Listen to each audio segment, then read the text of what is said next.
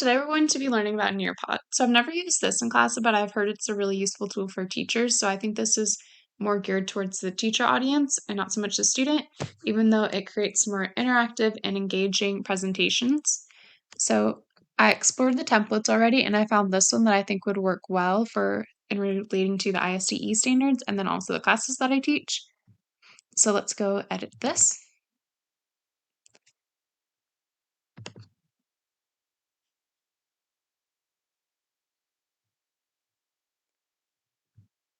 And so there's already stuff in here, so it's nice to be able to just come through this and observe it and see if there's anything else that I need to change or add to it.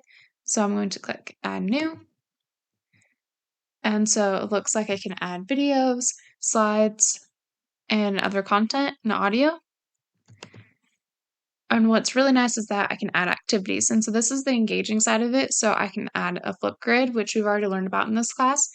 And I think that would be useful for students to be able to take a little break from me talking to them about the stuff and then be able to say their own input and respond. So then I can look back later and see how kids are understanding it. And there's also some options for instant feedback with polls and collaborative boards. So this is really nice because I can instantly see if kids are confused and if I need to go more in depth on something, or if they're really understanding it and I can go into a more complicated part of it.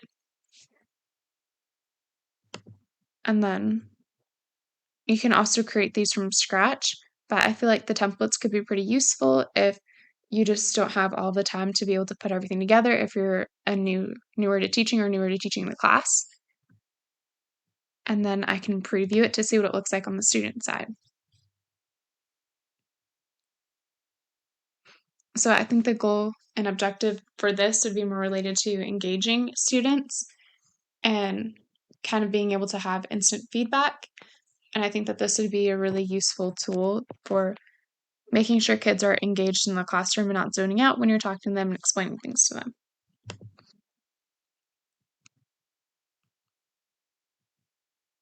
So let's try to see what one of the activities looks like.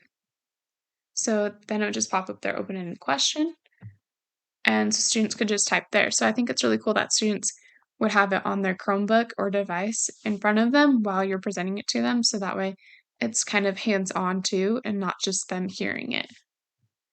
So I think this would be really useful in my classes when I'm going over digital literacy or anything that's more of not them following along with what I'm doing and doing it with me.